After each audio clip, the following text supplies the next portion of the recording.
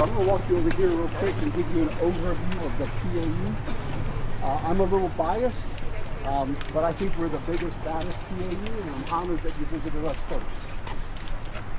So these are all the weapon systems. Yes, sir. Yeah, awesome. And you've got evidence to support that. Yeah, cool. And I don't sugarcoat it for my people. I tell them, I said, hey, listen, we're about one thing, death and destruction. Right? Our mission is to develop, produce, field unparalleled, unmatched warfighting capabilities in the hands of our soldiers so they can defeat any adversary on any battlefield, anywhere, at any time, period. Yes and amen. Did you get that on camera? That's exactly what it is right there. Cool. So I divide the PAE in half. Over here, you'll see our capability portfolio executive for defensive fires. Okay. So integrated fires and mission command. Yep. Over here is my sensor PM, 06 project manager. Our primary system here is LTAMS, which is the new replacement for the Patriot radar. Okay. Below this is my SHIELD project office. They've got all of my effectors. So there's PAC-3 MSC. You just got a brief on the secret this morning. Pick Increment 2, Stinger replacement, M-SHORAD vehicle. So a lot of capability there from an effector perspective. Okay. Yep. And below this is my directed energy project office.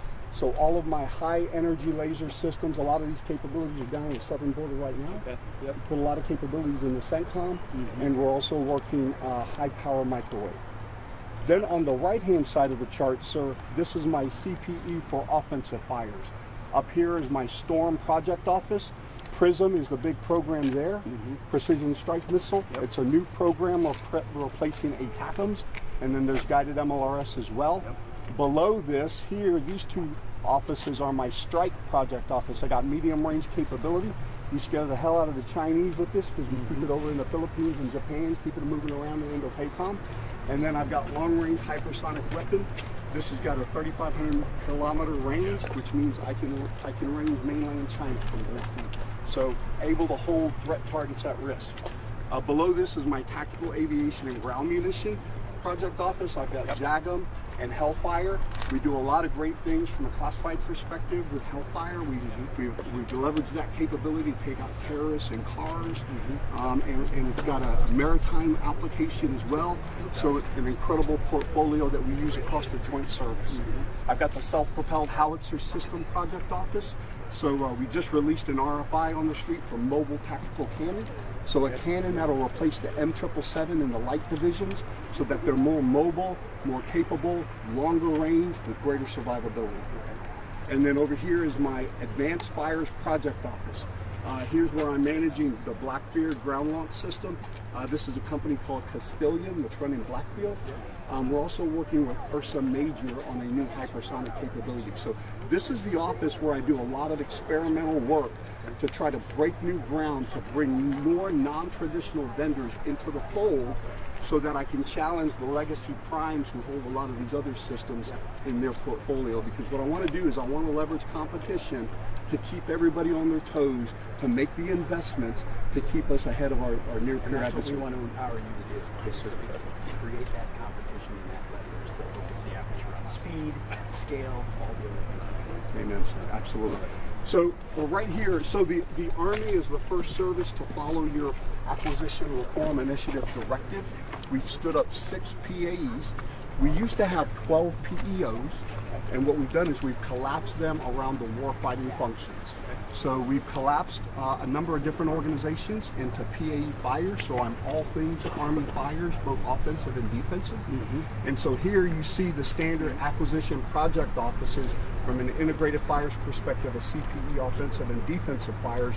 But what's new is these enablers. These enablers used to be external to my command, which means test, fires, the functional capability director, contracting, the DevCom lab, all those elements were external to me, which means they had their own chain of command, and what we didn't have was unity of command, right? And so if you want to go fast, if you want to make decisions in a lean manner, if you want to shave years off of acquisition programs, give the authority to me to run these guys. And that was part of the reform as well. Yes, sir. Bring that in so that it doesn't go somewhere else where it waits. So, sir, yeah, so as I laid out the new acquisition reform, like those enablers, give him the ability to go execute, be able to trade. So if one of his programs is starting to fall behind or needs more test access or needs better contracting, he can move those people across the resources and focus to give him what he needs to do. Yes, sir. Flexibility. A commander's you've got intent, you know what needs to be done. Underneath that, you have the latitude to make changes, move people, move money, move emphasis, and deliver what we need. Absolutely. As opposed to the stovepiping, which was we're stuck right here on this timeline, over here, I can't make any decisions. Empowering the commander to make decisions. Absolutely. What we've done is we've streamlined the bureaucracy. So like you said, underneath my commander's intent, we can make fast decisions and execute quickly and deliver for our soldiers. I mean, that's why we exist. We exist to deliver for our warfighters. If we're not doing that, we're failing. Well, and that's the other idea, is that he also has an opportunity to stay longer in the position, which means you develop an expertise there. You can trade off, you can take some risks that otherwise there wouldn't be an incentive to take. And underneath all of that creates a dynamic environment where you're actually iterating in real time the things that we need and moving that whole timeline left so we get what we need faster. Yes, sir. And to your point, I take those risks with an understanding that because I'm going to be here for a long time, I'm actually going to realize the risk. Yes. So I better make a good decision on day one, because 3 years later I'm living with it. Well, that's true, because most of the time any risk that is taken is passed, the buck is passed to the next person. 100%. That's a great point. So Good. the other thing that this does is, I serve as General Lozano's deputy PA. I'm also the commanding general out of Fort Sill, where I own all the field artillery and air defense schoolhouses. And so as we're making decisions on future concepts here, I can make faster changes into DOTMIL PFP integration. And so that the training that the soldiers are getting, it's advanced individual training, the basic officer leader course, the captain's career course, you name it, is brought there a hell of a lot faster. Because that's the one thing that we haven't been able to do, is keep up with this team. Sure. So 2 critical missions we're fulfilling. One in 27, I'm going to field the Guam Defense System architecture to protect Guam against the massive threats we might face from China and North Korea. And also, we're the primary lead for the Army's contribution to Golden Dome. So I'm working very closely with General Bootline to understand what capabilities he needs to protect our sites in the United States. Yeah, I just got a brief from him last week, and that'll be key. Okay, sir, so here's what I want to do. I want to put you in touch with some of my junior officers. Look at the toys. Look at the toys. And what's great about how we do business here is I take a major or a captain and I give them a weapon system. And I give them commander's intent and guidance and run it. Run it and get in the field and be successful. So we're going to link up with the experts and follow you. This is, I'm good to see you. I just brought you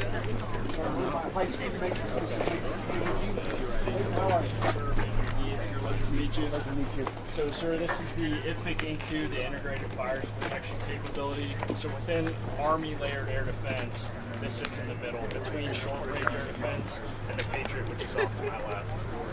So the purpose of this is to provide critical site defense.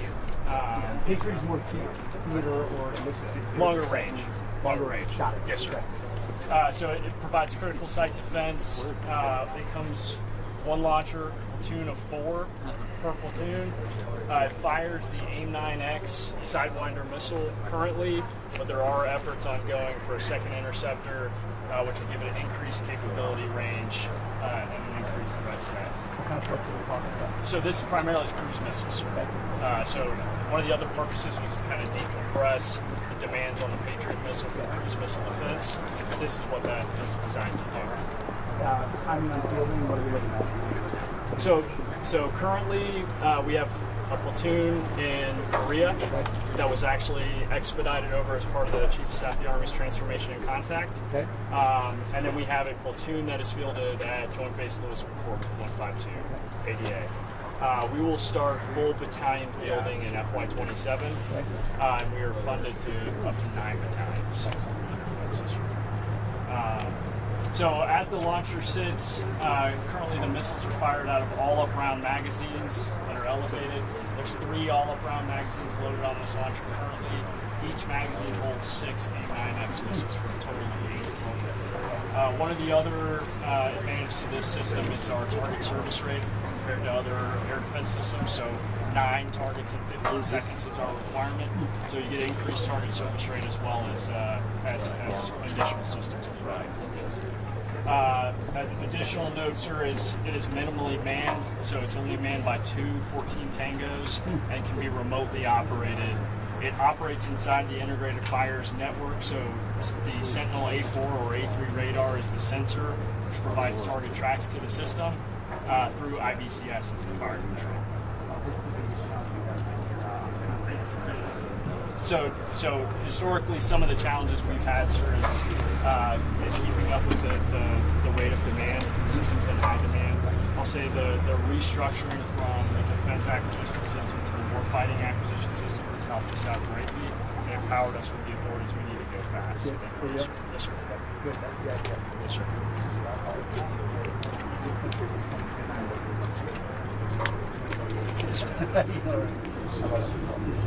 Yes, sir. Thank you. So the great thing about this system, sir, was 7 years ago. 7 years ago, it did not exist. So we went hyperspeed on this program. The reason it's so important is this is our Army's premier cruise missile killer. Before this system existed, I had to shoot everything down with a Patriot. Patriots have a long production lead time. They're very expensive. I need something to free up Patriot magazine depth so I can go after the more exquisite. No, sir, about 450K. That's right. 4 million. Yeah. That's why. Exactly. Because they want to use that more sophisticated threat to blind us and to come in with the dumb munitions. And this is 360? It is, sir. So what's the range of what kind of bubble It can shoot out to about 8K, sir. 8K? Yes, sir. Sensing out to about 18. Sensing out the direction. So 5 miles. I don't know my gauge. 5 miles. Yeah, That's about my area. So you can put it on a base somewhere.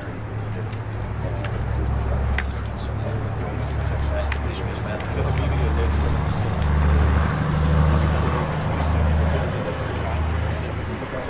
conceivably you could have 27 platoons on 27 different islands providing cruise missile defense, allowing Patriot to focus on the more stressful threats.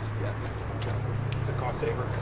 It's a huge pull saver too, because it's the same MOS as the Patriot. So when we put this into composite organizations, we don't have to stand up a new unit to do a stovepipe thing. Same MOS. So when it's at Fort Sill. Yes, sir. So when we go to Fort Sill, the 14 Tangos that man these launchers, the same 14 Tangos that man that launcher, like man a Patriot launcher. It opens up opportunities for because someone else up at the right place, which is but more importantly, we don't have to create a new battalion. We don't have to create more bureaucracy to do something. We can put this launcher next to a Patriot launcher. And call it a day without having to ship another battalion out. So, General Nave and great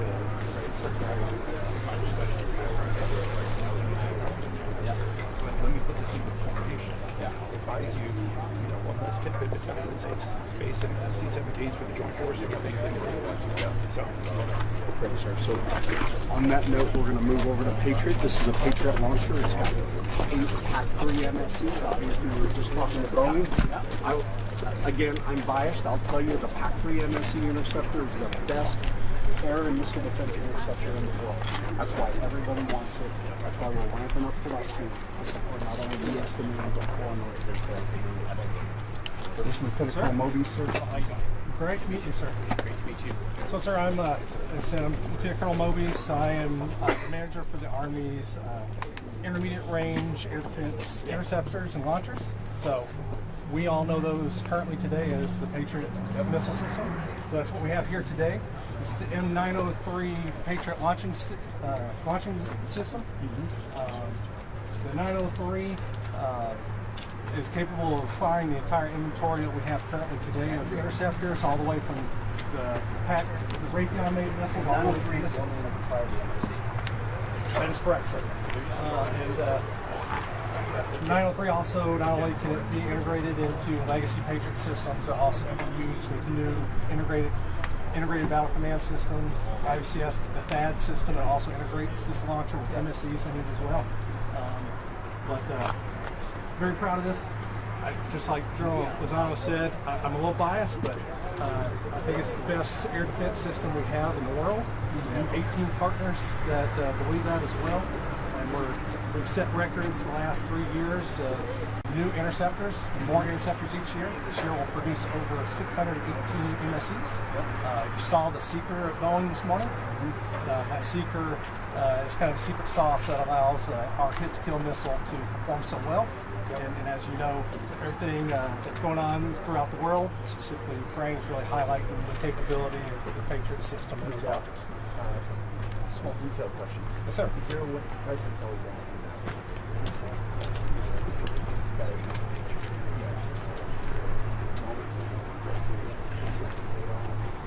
So the current launchable slew, I will put in a plug that this year we're starting a new interceptor program that will have longer range, higher altitudes, and all of our digital simulations are showing that with that new interceptor we will have the ability for what we call an over-the-shoulder shot. So we have the kinematic power to be able to launch and then fly and actually engage behind us, utilizing.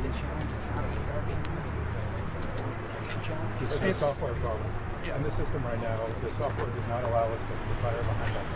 With common autonomous multi-role launcher for developing a multitude of different offensive and defensive weapons on one platform. It's going to be more vertical too. Okay. Because even if we're doing over-the-shoulder launches, we lose some probability. We lose some lethality when your missile's wasting energy going forward and turning around. Sure. Fascinating. So we're on our way today. So this is a fair representative. At the front of the missile, there's 180 attitude control modes. That's what kicks over the missile. So when you see a Patriot interceptor go into intercept, those attitude control motors around the front of the missile, they pop, they burn off, and actually corkscrew the missile into the target. So you've got to save something. You've got to save something in being performance, so you're limited in the amount that you can return.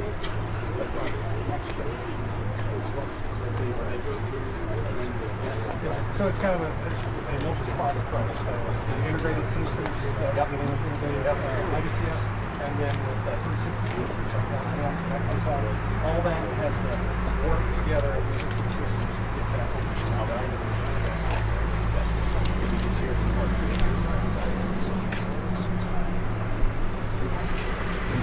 Absolutely. We want a lot of it. We want magazine.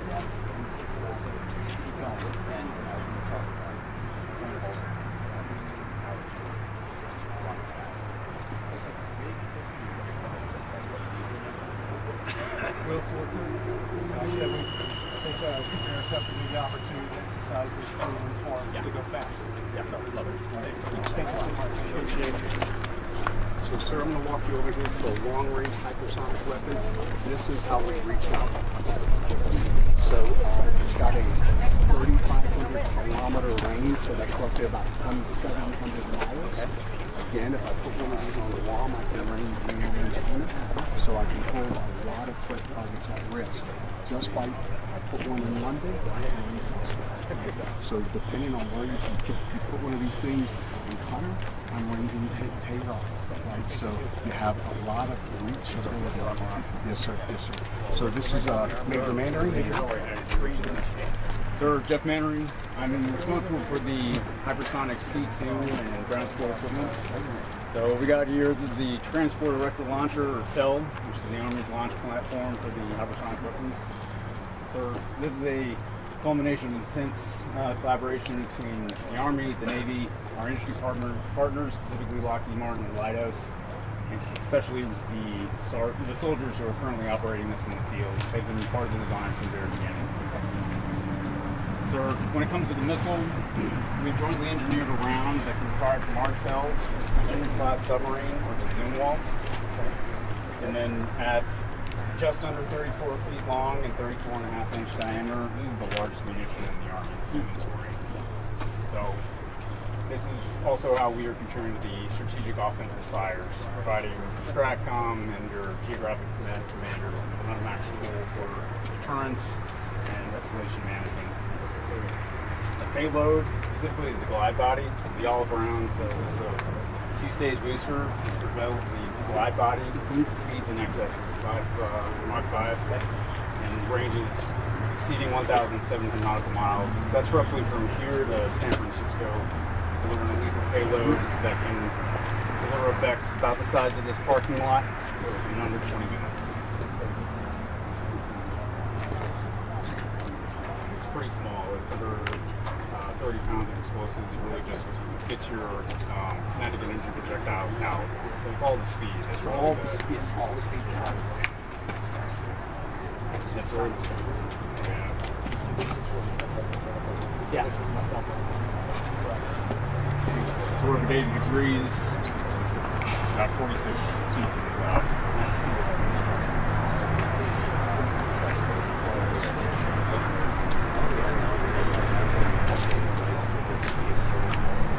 So we already have a unit that's fielded. Got fielded in 2021. Our second battery is coming out this year.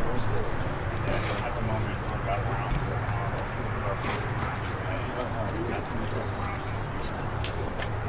So this goes into the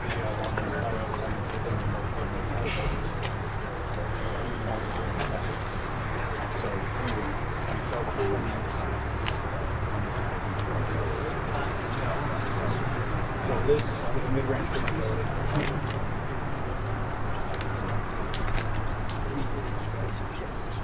Yes.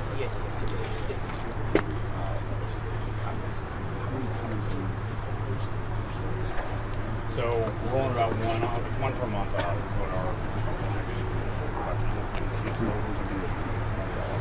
So we're working to get Lockheed Martin to 2 a month. Right now the minimum requirement is 24 per year, but we are within the month.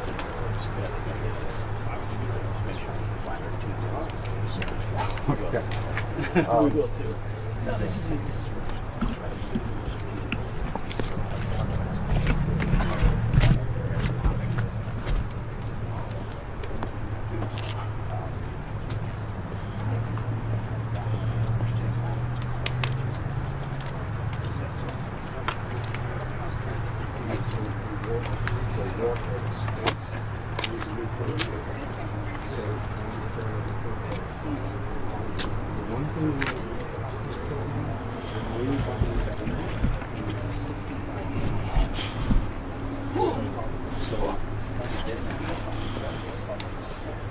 So we're running a lot of competitions to bring more HIMARS into the mix. So still using some research, all these different formations,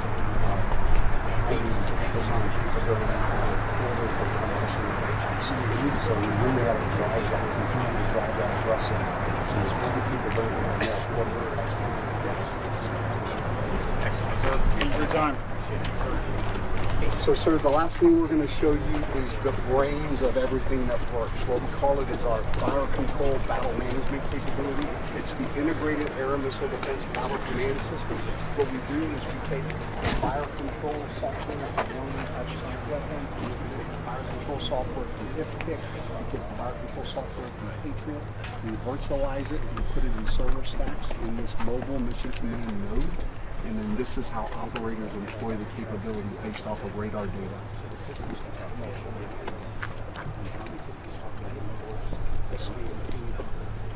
in the air missile space. Yes, sir. The stovepipes that we've experienced in the past, even within Army systems. When I was in Korea in 2016, 2018, working with General Lozano on this, that doesn't talk to Patriot. Right? Who would have thunk that two complementary missile systems would ever be deployed in the same battlefield? Right? So we've solved that. The more exquisite piece about IBCS it eliminates the radar as a single point of failure. So we can shoot off of F-35 data. We can shoot off of Aegis data. Now with the Space Force new lead constellations there, we can do visual or space-based border observers and get the target location area that we really need for both missile defense and offensive fighters. And so what we're seeing in Ukraine right now, we're eliminating that. No longer will we ever have to co-locate a launcher and a radar with that signature anymore. So the launcher farm, mesh network of sensors, kind of like Wi-Fi, and it doesn't matter who's seeing it, as long as the data's there, we'll be able to shoot. This entire architecture that he just described is revolutionary for how we want to fight the fighters fight from an Army perspective, and then really from a joint coalition warfare perspective. So it's been it's been years in the making, but we're there, we're producing, we're fielding, and we're operating. So we're right now. Hello, Mr. Secretary. How are you doing? Good yourself? Good. I'm Captain Holloman, sir, your Integrated Battle Command System, otherwise known as IBCS. I'm a 3 Assistant Product Manager. Today I'm really excited to be providing you an overview of our Engagement Operations Center, or our EOC, sir. So like General Lozano stated, sir, the Engagement Control Operations Center, the EOC, is the main command and control element for the IBCS.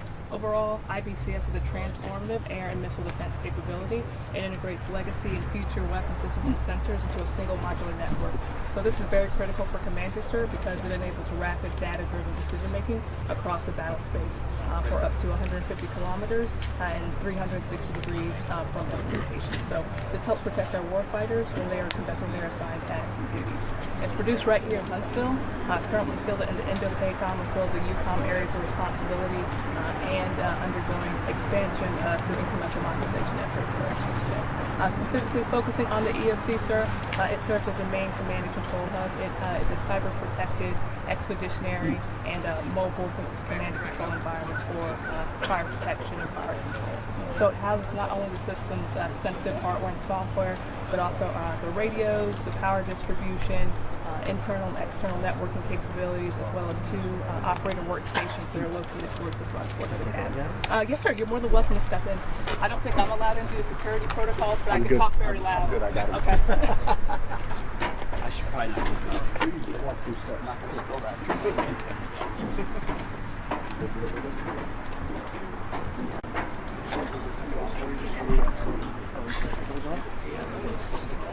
I'm not sure what features are allowed. Is this okay? Get shooting in? Probably not. We can get him. Let's not get the camera. What's the System assessments or stuff like this back in the day. Outside is fine. I'll show you the stage. I wouldn't take anything inside. You're good. You can take photos on the outside. Okay. It's not Outside and inside. So don't shoot it. Oh, that's what's changing. If you can fit a camera in there, I may be a little dated.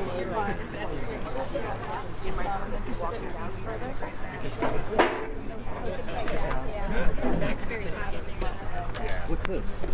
So that is a C-burn, basically a loudspeaker signal. There's a big red button in there too. It's like temptation.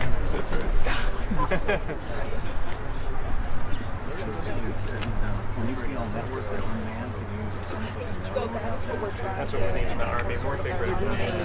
So for our That's the next generation. that's what we're trying to Make it bigger.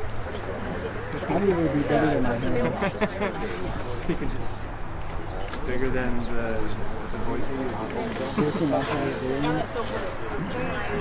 There's like the 2 previous copies. It's like that.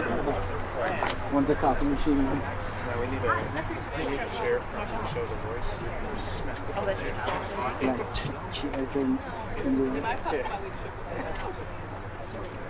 Well, we need operators in.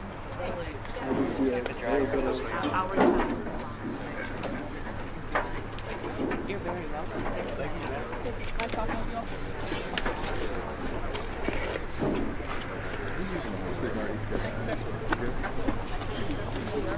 I think I got you for about 10 more minutes. I want to hit you up with one of our next gen radars. This is the Sentinel A4 radar.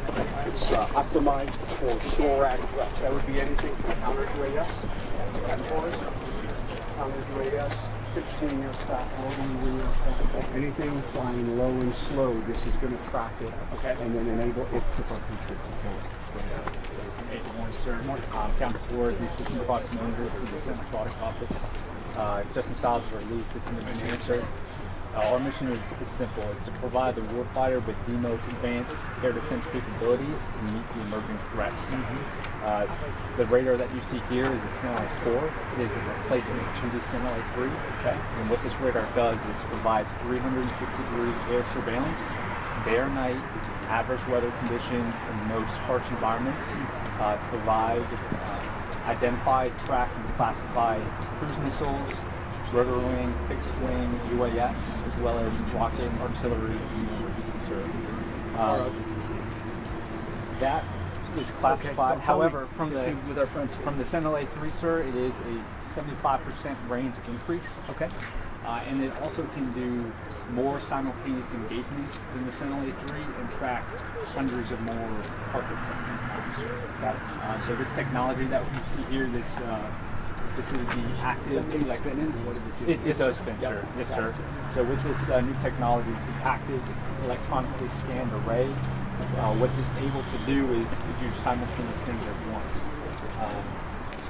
The thing about this, sir, is it does have growth potential. The current array that you see here is 60% populated, but we do have the ability to increase how much is in the array, which allows us to meet future threats. Yeah, as we makes sense. Yes, sir.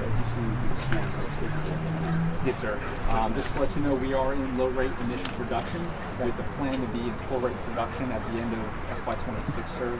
And our first fieldings will be actually in the National Capital Region, which will greatly increase the capabilities in that particular area, sir. Got it.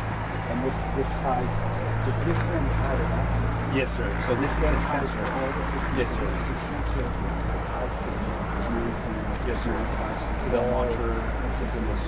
Yes, sir. This whole system of system architecture. Got it. I do want to point out that we are fully invested in the transformation and contact initiative, sir. We have fully deployed a Sentinel A4 to the Republic of Korea, and we are getting excellent feedback just from our initial training with the soldiers. And that allows us here to, change what we thought we needed to do and adapt to what the soldiers want us to do. So we are early flew to Korea, and in January we were sending a Sentinel A4 to the National Capital Region to start that integration process earlier. So then when it is fielded late next year, sir, it'll be ready to go. Any questions, sir? I just want to make that very quick. Thank you, sir.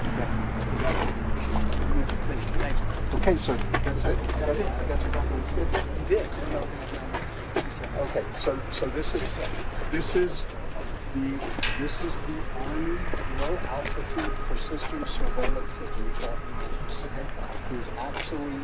We're actually building a baseline on the little pipes. What it does is it powers passive detection towers. What it does is it erects and then it pulls off the cell phone towers, it pulls off of RF towers, radio station towers, and it builds a homogeneous network that the towers that already exist. And so when anything flies through it, so that we're going to be able to track it. So what I can do is I can go silent with my active radars so they don't target. I can listen, and then when they penetrate, I can turn on my active, target them, destroy them. And then this is HIMARS. This is there's a lot of people. Captain Tuberville. So we're going to skip you, but we can't skip. This it fires the MLRS family of munitions, what we call MFON, guided MLRS, ATAC guns, now Prism. This is selling like hotcakes on the international market. We're also doing a lot of expansion within the U.S. Army, but it's great because it's not only a very mobile platform, which means you can shoot and scoot on the battlefield, execute fire mission in under 30 seconds, but it's got a great containerization system that allows a lot of different missiles to fire off of a single trigger. So, incredible capabilities.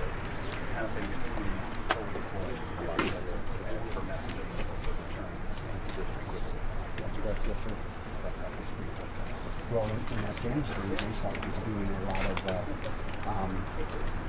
forward fire missions, so they launch pretty much forward because they're so agile and they can swing with them, launch them forward, do a quick fire mission, and pull them back. They're called them artillery wings. You can support those off missions. Sure. And deep strikes. Thank you. I love it. I appreciate it, guys. Well, thank you. Thank you, sir. How much this means? Done? Oh, that's fine. Let's see. You guys can get the damage if you want. No, that's You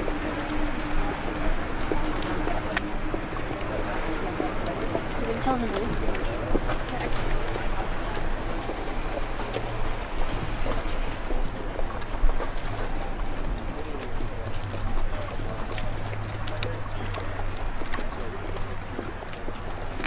From my desktop.